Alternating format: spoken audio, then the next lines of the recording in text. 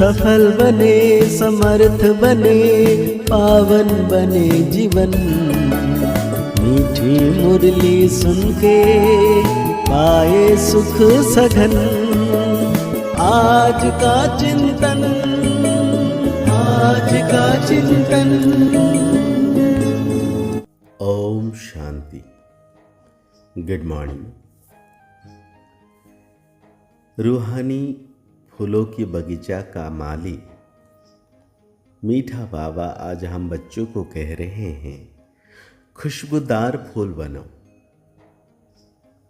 और श्री कृष्ण है नंबरवार खुशबूदार फूल, इसलिए सभी को बहुत प्यारा लगता है, सभी नैनों पर रखते हैं।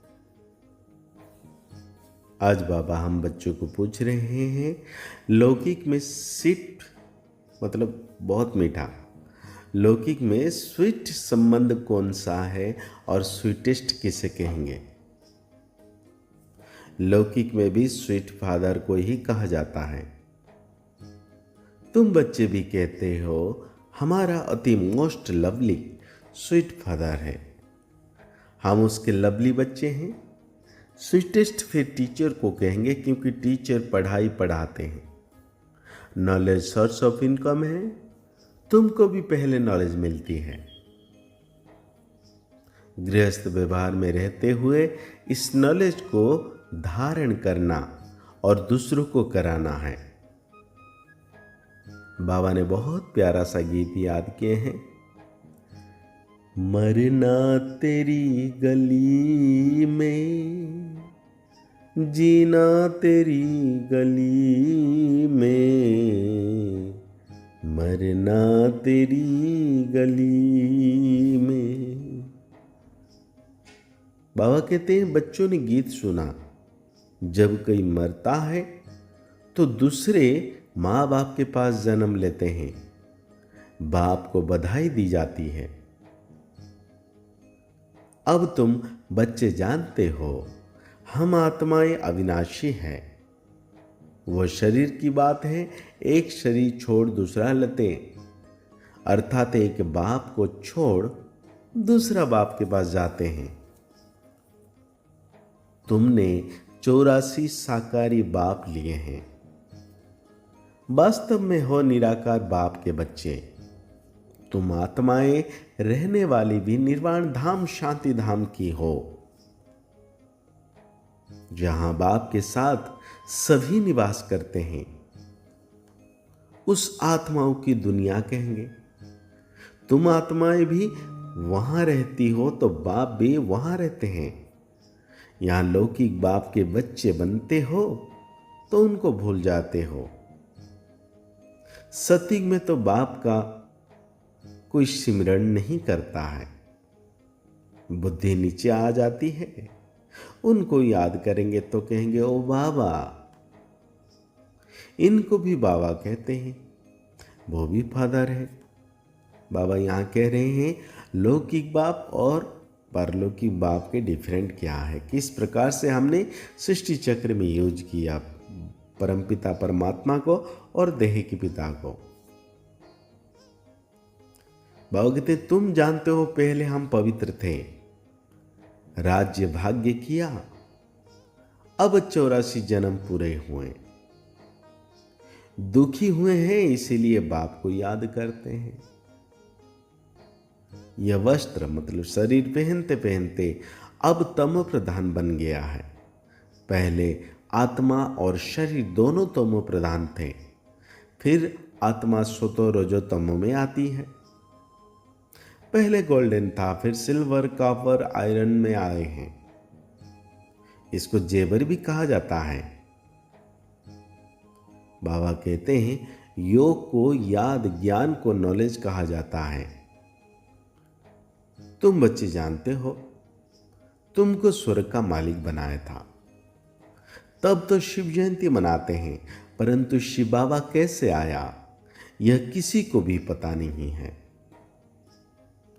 चित्र में त्रिमूर्ति है, शिव है ऊपर में, ब्रह्मा द्वारा स्थापना कौन करते हैं कराते हैं?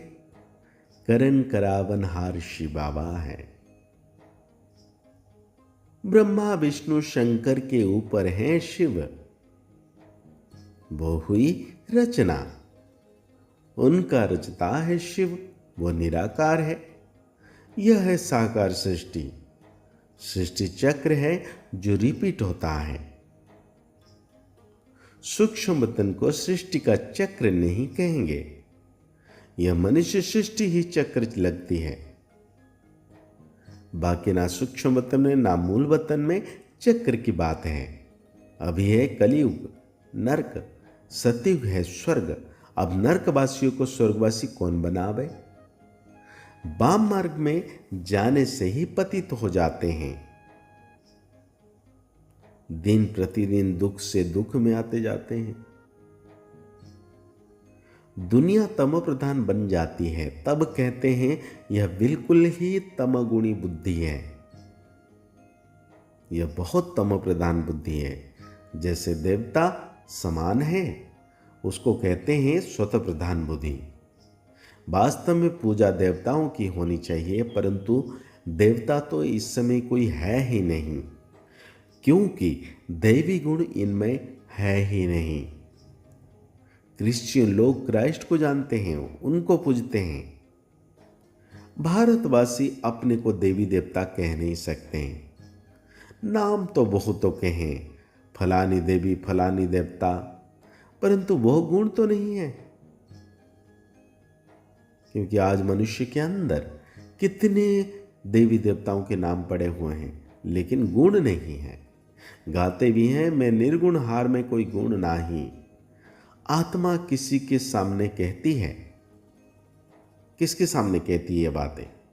बाप के सामने कहना चाहिए ना, लेकिन देवताओं के सामने जाके कहते हैं। गाते भी हैं, मैं निर्गुण हार में कोई गुण नहीं।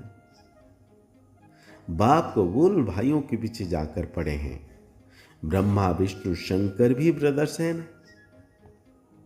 अब बाबा कहते हैं, तुम जानते हो, भाग्यशाली रथ में सवार होता हूं।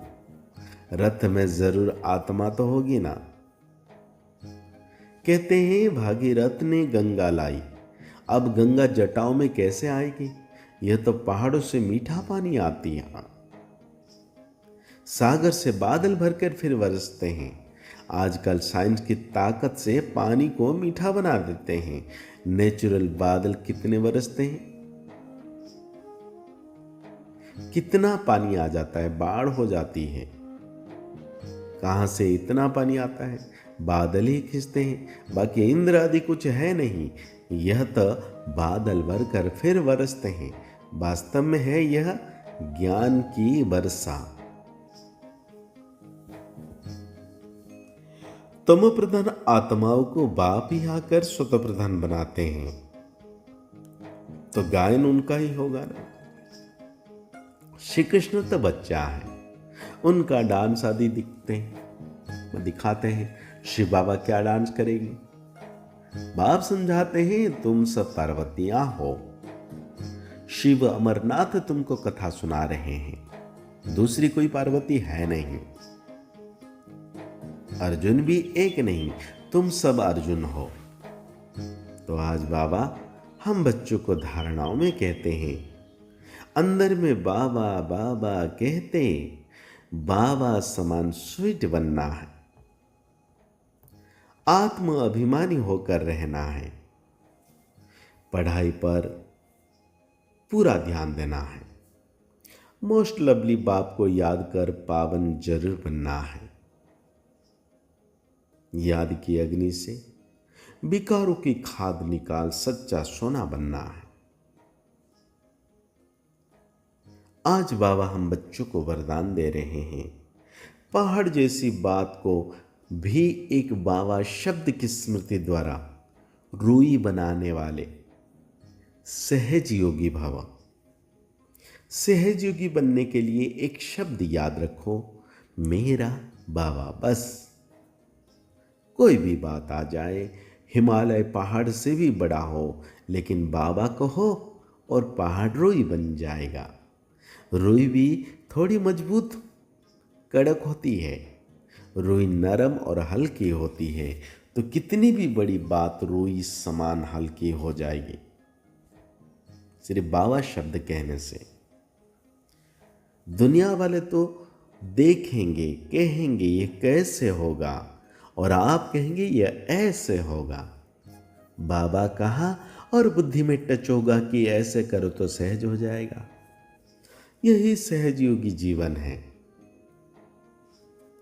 आज बाबा हम बच्चों को स्लोगन दे रहे हैं, प्यार के सागर में लवलीन रहो तो सदा समीप, समान और संपन्न भवों का वरदानी बन जाएंगे। प्यार के सागर में लवलीन रहो तो सदा समीप, समान और संपन्न भव का वरदानी बन जाएंगे। तो आज की मुरली के अनुसार हम सो मान लेंगे, मैं सहज संपन्न सहज योगी आत्मा हूं। मुरली को और गहरी रीति से चिंतन करते हुए निरंतर सर्वशक्तिवान बाबा की याद में रहना है कि बाबा सदा मेरे मस्तक के पर 24 घंटे के लिए चमचम चमक रहे हैं। उनकी किरणों से मैं आत्म सितारा पावन बनता जा रहा हूं। मुस्कुराते रहिए, आगे बढ़ते रहिए, पुरुषार्थ करते रहिए, खुश रहें, स्वस्थ रहें, मस्त रहें। ओम शांति, ओम शांति, ओम शांति।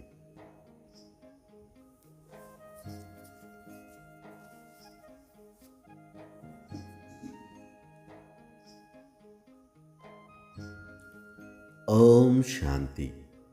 Good morning. सुख का सागर भाग्य विधाता सर्वशक्तिवान बाबा संगम युग पर आकर हम बच्चों को सर्व खजानों के मालिक बना रहे हैं। तो बाबा आज कह रहे हैं हम बच्चों को, बाप आए हैं सुख शांति की मन कामना पूरी करने। तुम शांति चाहते हो तो इन अर्गान से डिटेच हो जाओ, मतलब अपने देह से अलग होकर अपने स्वधर्म में टिको।